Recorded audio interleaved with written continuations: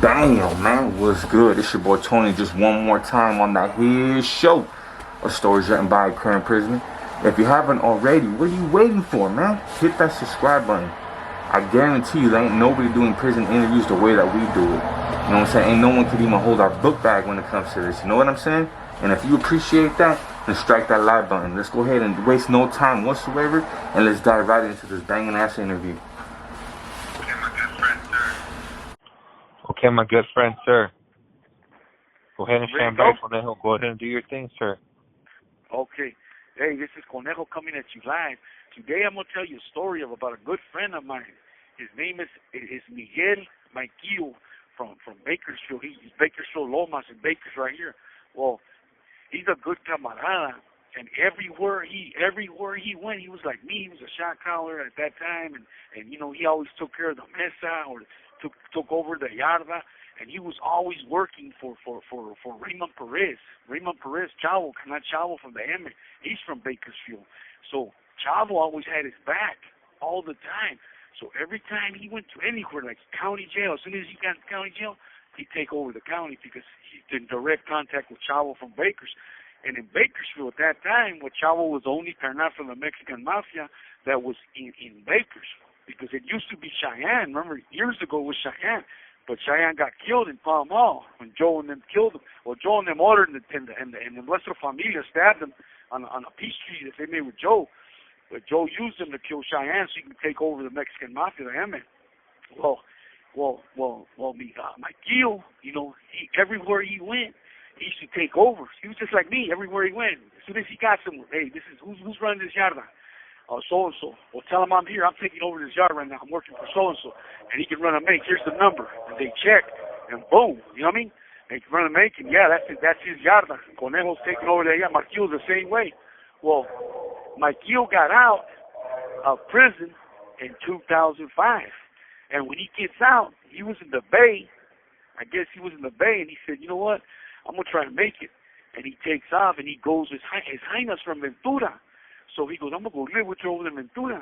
Well, he's over there in Ventura, and he's running around doing things for Mike Boone, Cricket, from Hazard, all them, because that time they were pushing big over there because Longpox right there, over there by Ventura. So Longpox there, and he got in the mix right there because all them fools were that from that neighborhood Ventura were doing a lot of things for the carnales and the feds right there in Longpox. So he jumps into the game right there. And he starts willing and dealing and doing things with them. Before you know it, bam, he gets caught up in a triple murder. So when he comes in the county in Ventura, you know, he just got out, was out there maybe 10 months. So I guess it hit hard on him because his lady got pregnant, and he looked like, man, I'm never going to get on. I'm going back straight to the Bay, to the box. I'm going to be. This call and your telephone number will be monitored and recorded. Because he was validated, so he knows he's going right back to the Bay, locked down, because he's validated. So I guess he told his attorney, hey, give me the DA's number. And he said, what? And he said, give me the DA's number, the case. And he gave him the number. He goes, what are you going to do? And he says, I'm going to call him. He said, for what? He said, don't worry about it. Well, Mikeo, what he does is he calls him and makes a deal with him. Tells him, look, man, I didn't do this murders, but I know who did it, and I can link you to the evidence and all that. Well, long story short, that's what Mikeo did. What he did is he actually just didn't lead him because the DA said, no, you're involved in a triple murder, all kinds of other shit that you were doing over here in Ventura, and we're going to put you away. He said, but if you take the stand and you testify against these guys, these Mexican mafia members, then, yeah, we'll make this go away. Well, he said, all right, he testified. He testified, and he got out. He gets out. He don't go to Ventura no more. Now he comes to his neighborhood over here in Bakersfield, in Lomitas. And one day, Adolf and Tinker from Lomas, they catch him. And he don't know that they know, but they catch him and say, hey, what's up, Mikeo? And they embrace him. They act like he's cool and everything. So they embrace him. They'll get off, we'll party. And they give him a pistol and a bowl of some crystal. And he grabs it. He gets in the car. But he's in the passenger seat of the car. So when he's going, he's filling these dudes out, and they're talking as they're going, and he noticed that they're taking him out in the country, and he tells Speaker and Adolf, He tells him, hey, what are you, he tells him, where are you going? He goes, no, we're going to go kick back. We got a spot where we party at. And he's like, nah, let's turn back to the city, fool. I don't want to go out here. And that's when Adolf pulls out a little 25. Boom, pulls it out on him. And he says, hey, fool, today's your lucky day. And he goes, what do you mean my lucky day? Today's your lucky day.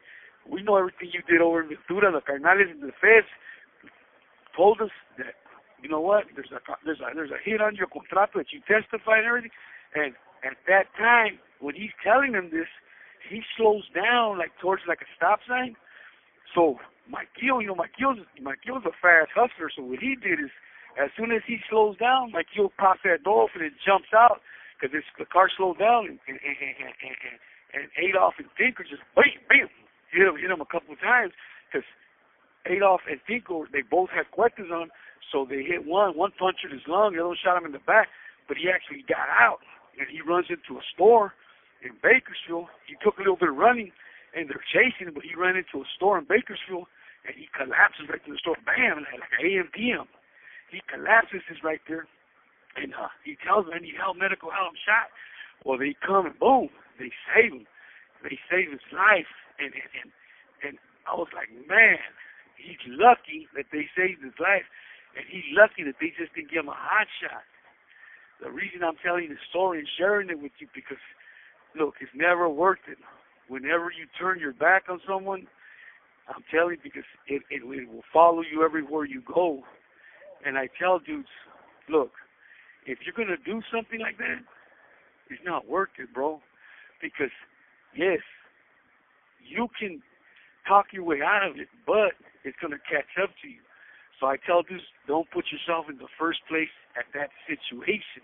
I don't know whatever came over Mikeo thinking that that they weren't going to know. And as soon as he touched base in Bakersfield, they had an APB out on him, looking for him, hunting him down. Boom, everybody, vatos from Barrio, vatos from Lomitas, all of them were looking to hunt him down.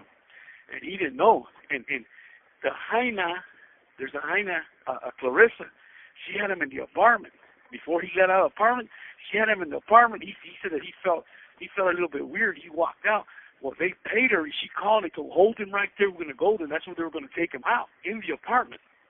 And by the time they went over, he was gone. He said, I'm going to go outside, smoke a cigarette. And he took off. And he ended up making it. And he got a punctured lung. Well, they ended up giving all those dudes, Tinker, Adolf, Bouncer from Bakers, all of them, they ended up getting like I think attempted murder, ended up getting like 25 years, struck him out and everything.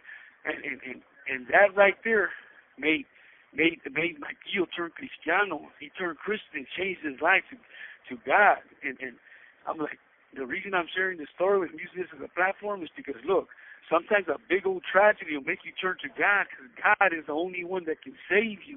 And it's true. And sometimes it takes something like this. But, like I told him, what you need to do is go somewhere out of state to a congregation somewhere, other place that they don't know you, because even though you got shot and you didn't get killed and you're a Christian, believe me, they don't care. The Emma does not care.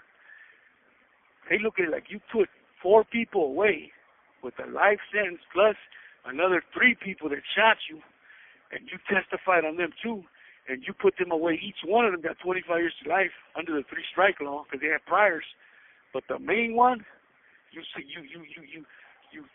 convicted Pequeño, Carnal Pequeño from MS, Little Man, and you convicted Raymond Perez, Chavo. Chavo's dead already, but Chavo was going to be getting out. And that case, they went to Soledad and told Chavo, hey, you're not getting out no more. As a matter of fact, you're going back to the county. You get indicted on a new attempted murder. Because we got it on tape where you were calling, having this dude hunted down to get killed. Mikeo. Well, Mikeo ends up turning Christian, and I got to talk to him, and I asked him, hey, Mikeo, what made you do that? And he's like, hey, bro, I'll be honest, I just got tired of the life, bro. I just got tired of the life of living, living a cold life, killing people, robbing people, doing everything for the image. Everything, robbing and everything. So I got tired of that life, bro, and I just said, you know what, that's it.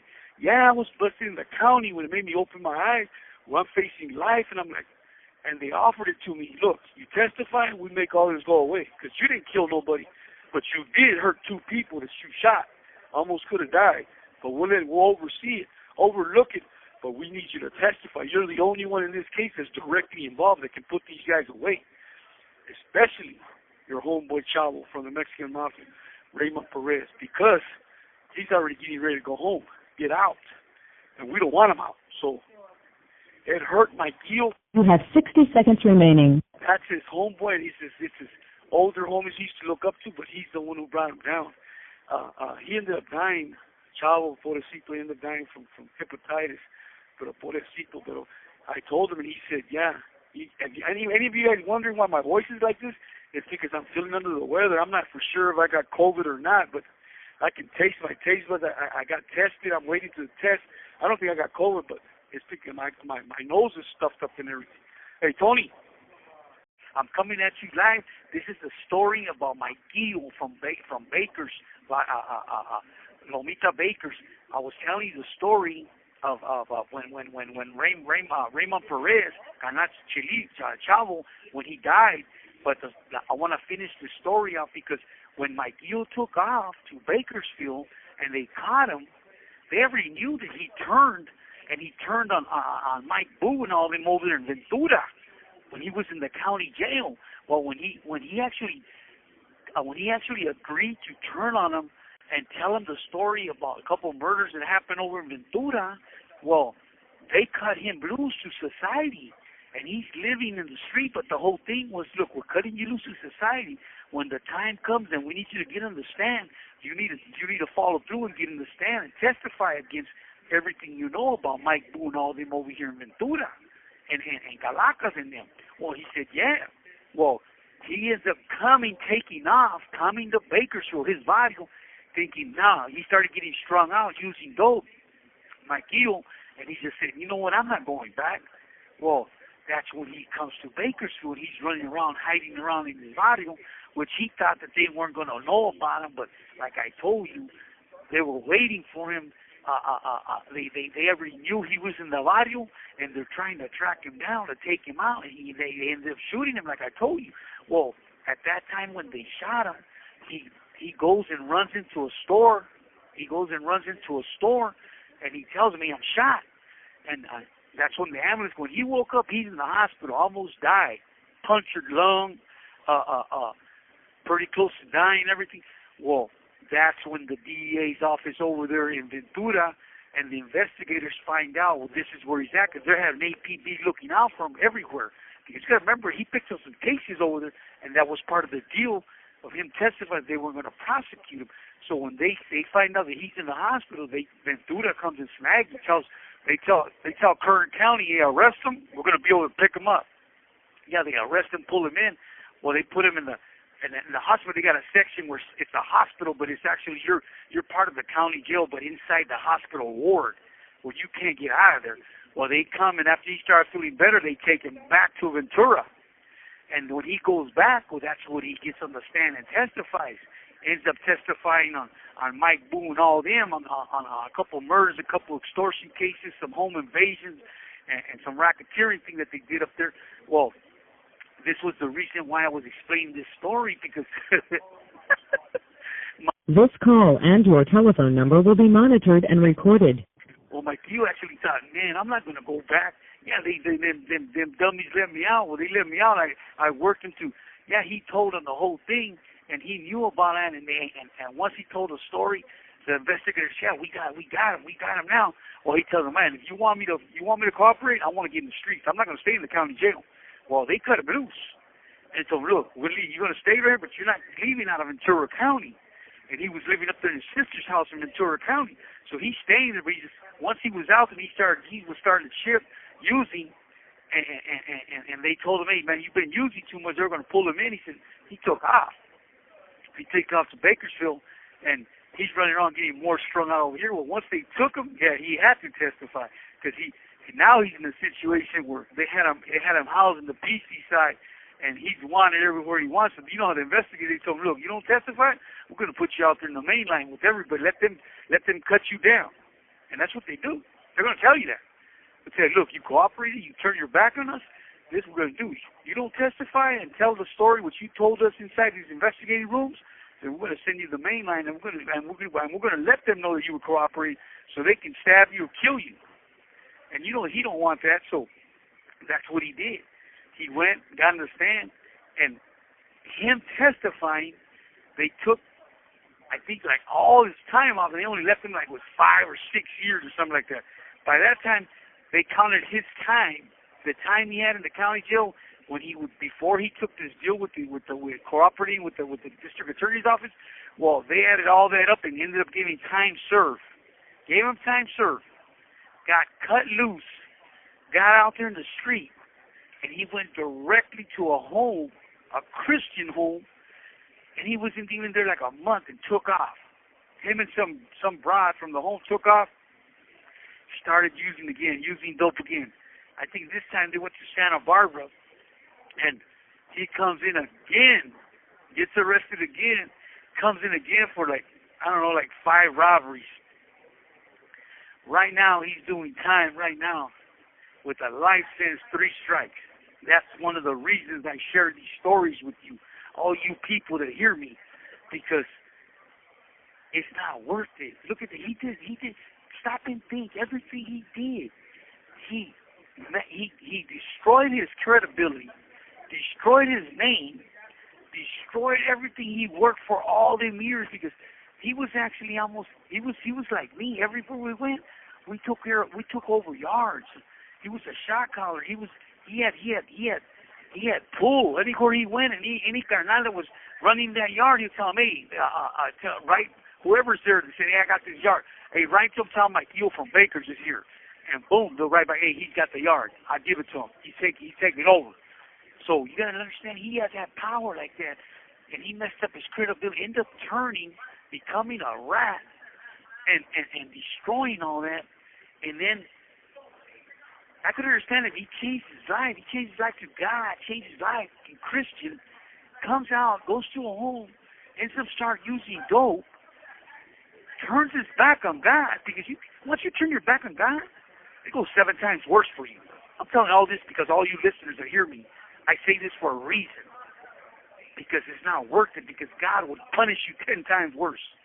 It's 7 times worse when you turn your back on God.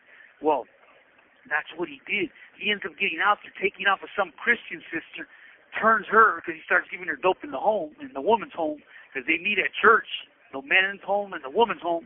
Started giving her dope. They end up slamming, and they end up running off from the church, not going back to the home. Because you got to remember, when you're in the home, you're not forced to stay there. So they end up taking off. He ends up going to Santa Barbara. I think she's from Santa Barbara, and they end up getting strung out. He starts robbing us. Because you got to remember, a gangster, once you're a gangster, the first thing you're going to go to is your gun. Because your gun is what creates money for you. I hate to say it, but it's cold, it's raw, but that's the truth. Once you start living that life, and the first thing you want to get is a gun, because when you got a gun, you got power. You just tell anybody, hey, hold it up, stick it up, because this is robbery, and you're going to get money right there and then. To support your habits, to support any way you're living, support your apartment, your food, everything.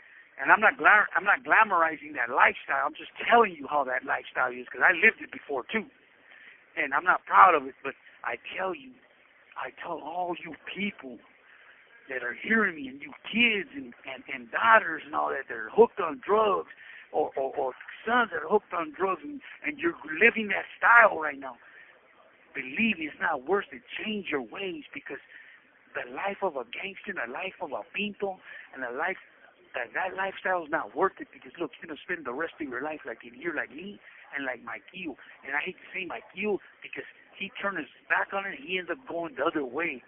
I've never testified. I've never told it all. Yes, I share my stories with you, and I know that's me sharing my stories with you. It's me going against all the costs, but because somebody has to do it, so I can open the eyes of all you kids out there and all you people out there that haven't changed their lives. That's why I do it. I do it because I'm sacrificing, because I might not never get out. I might go to court and they might say, no, he's not ready, but at least the board members look and say, you know what, Cornejo took a chance to help people change. If I can't, I look at it like this, if I can't get out, and I changed through my conversation, my stories, I changed a few people's lives, and they start doing good, man, that gives me all the joy in life that I did something right with my life. And I say this because there's people that get a hold of me through my tablet and tell me, man, your story touched my heart, Frankie. I heard your story, and man, you know what? I was at that point where I was going to do that shot and just give up, OD, and just kill myself. And your story touched my life, man. You know what? And I tell all you people, if you want to email me yourself, anybody hears my stories, you can email me. All you got to do is go to Frank Cornejo, Cornejo. That's my last name, Cornejo. And then you put T-30032, and you put, that's my number, my CDC number, and you go through what's called JPay Media account. And you can email me. You put $1 or $2 in my account, that account I just told you, automatically you become clear to email me. And the reason I tell you is I like to hear from all the people that hear me, because it gives me great joy when somebody tells me, hey Frank, your story really touched my heart, man. It really changed me and my wife. We were out here living like scum out here in the streets, and now we're in a Christian home and we're changing our lives because of your stories. That gives me joy, man, because you know what? I got to live in here all my life in prison, and it's not a fun place. It's not a happy place. It's a cold-blooded place.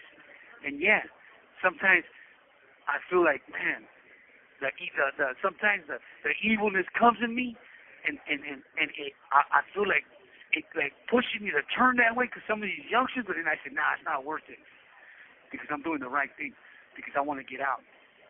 And with your help, through your donations to my Cash App, Free Cornejo, my Cash App, Free Cornejo, and you donate whatever, then I can hire me an attorney. So when I do go to board next year, they're going to say like this, you know what, this gentleman has been saying stories already for some time, helping people out.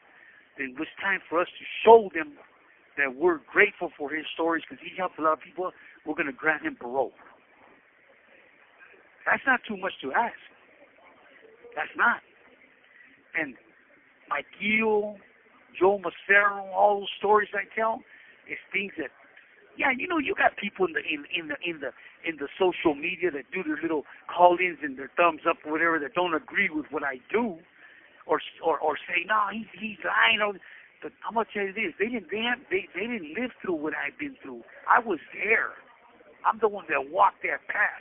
So nobody can tell me that, nah, he didn't live it, because all they're doing is they're assuming. Because the people that were there, they tell you, they'll go like this, yeah, Cornejo's telling the truth.